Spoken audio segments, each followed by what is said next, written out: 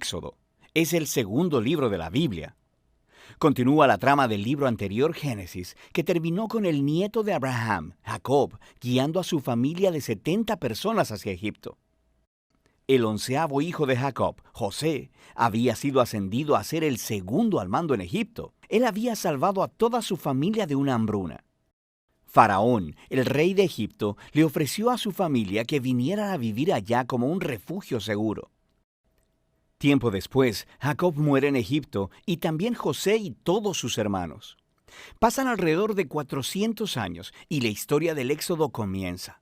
Ese nombre se refiere al evento que ocurre en la primera mitad del libro, el Éxodo de Israel desde Egipto. El libro tiene una segunda mitad que tiene lugar al pie del monte Sinaí. En este video solo enfocaremos la primera mitad, donde siglos han pasado. Israel fue fecundo, se multiplicó y llenó la tierra. Esta frase es un eco intencional de la bendición que Dios le dio a toda la humanidad en el jardín del Edén. Nos recuerda de la gran historia bíblica hasta ahora. La humanidad perdió la bendición de Dios por su pecado y rebelión. Así que Dios escogió a la familia de Abraham como el medio a través del cual restauraría su bendición para todo el mundo. Pero el nuevo faraón no ve a Israel como una bendición. De hecho, él piensa que este grupo creciente de inmigrantes israelitas es una amenaza para su poder. Igual que en Génesis, la humanidad se rebela contra la bendición de Dios. Aquí, Faraón intenta destruir la fuente de bendición de Dios, los israelitas. Él los esclaviza brutalmente, obligándolos a trabajos forzados, y luego ordena que todos los niños israelitas fueran ahogados en el río Nilo. Faraón es, hasta ahora, el peor personaje de la Biblia. Su reino ejemplifica la rebelión de la humanidad contra Dios. Faraón ha redefinido el bien y el mal de acuerdo a sus propios intereses, que aún el asesinato de niños inocentes se ha convertido en algo bueno para él. Ahora Israel clama por auxilio contra esta nueva Babilonia y Dios responde. En primer lugar, Dios da vuelta a la maldad de Faraón, cuando una madre israelita lanza a su hijo al río Nilo, pero en una cesta. Él flota sin peligro hasta donde está la propia familia de Faraón. Él es llamado Moisés y crece hasta convertirse en el hombre que Dios usará para vencer la maldad de Faraón. En la famosa historia de la zarza ardiente, Dios se le aparece a Moisés y le manda ir delante de Faraón y ordenarle que libere a los israelitas. Dios dice que Él sabe que Faraón se resistirá, así que traerá su juicio sobre Egipto en forma de plagas. Luego, Dios también dice que Él endurecerá el corazón de Faraón. Entonces, se nos presenta la siguiente parte importante de la historia, la confrontación entre Dios y Faraón. ¿Qué significa eso que Dios dice que Él endurecerá el corazón de Faraón? Es muy importante que leamos esta sección de la narración muy cuidadosamente y en secuencia.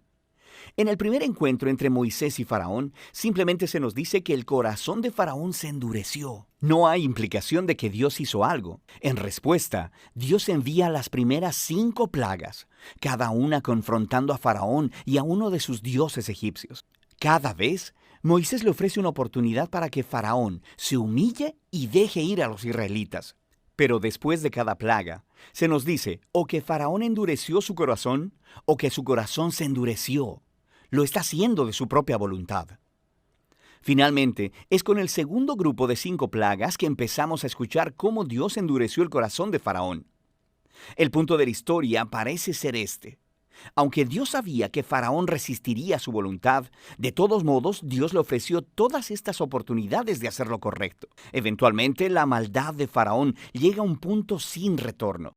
Quiero decir, hasta sus propios consejeros creen que él ha perdido la razón. Es en este punto que Dios toma las riendas y dobla la maldad de Faraón hacia sus propios propósitos redentivos. Dios atrae a Faraón hacia su propia destrucción, mientras salva a su pueblo. ¿Qué es lo que sucede después? Con la plaga final es la noche de Pascua. Dios le cambió las cartas a Faraón. Así como él mató a los hijos de los israelitas, Dios matará a los primogénitos de Egipto con una plaga final. A diferencia de Faraón, Dios proveyó un medio de escape a través de la sangre del cordero. Aquí la historia se detiene y nos presenta en detalle el ritual anual israelita de la Pascua. En la noche anterior a la salida de Israel de Egipto, sacrificaron un cordero joven y sin mancha, y pintaron con su sangre los dinteles de las puertas de sus casas. Cuando la plaga divina vino sobre Egipto, las casas cubiertas con la sangre del cordero fueron pasadas por alto, y el hijo primogénito fue librado. Así que cada año después de eso, los israelitas recrean esa noche para recordar y celebrar la justicia y la misericordia de Dios. Pero Faraón, por su orgullo y rebelión, perdió a su propio hijo y es movido por fin a dejar en libertad a los israelitas. Los esclavos israelitas hacen su éxodo desde Egipto, pero en cuanto se fueron, Faraón cambió de opinión. Reunió a su ejército y persiguió a los israelitas para una última confrontación. Mientras los israelitas pasan a través de las aguas sin peligro alguno, Faraón se precipita hacia su propia destrucción. La historia del Éxodo concluye con la primera canción de alabanza en la Biblia. Se llama el Cántico del Mar. La última línea declara que el Señor gobierna como rey. La canción cuenta poéticamente sobre qué trata la historia del reino de Dios. Se trata de cómo Dios está en una misión para confrontar el mal en este mundo y redimir a aquellos que están esclavizados por ese mal.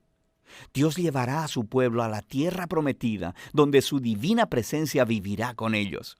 Esta historia muestra cómo se ven las cosas cuando Dios es rey sobre su pueblo. Después que los israelitas cantan su canción, la historia da un gran giro.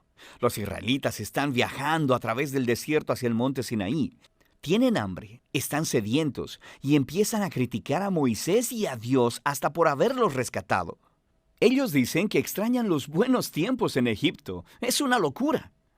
Dios, en su misericordia, provee a Israel alimento y agua en el desierto.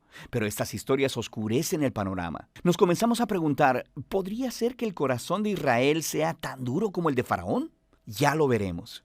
Por ahora, esa es la primera mitad del libro de Éxodo.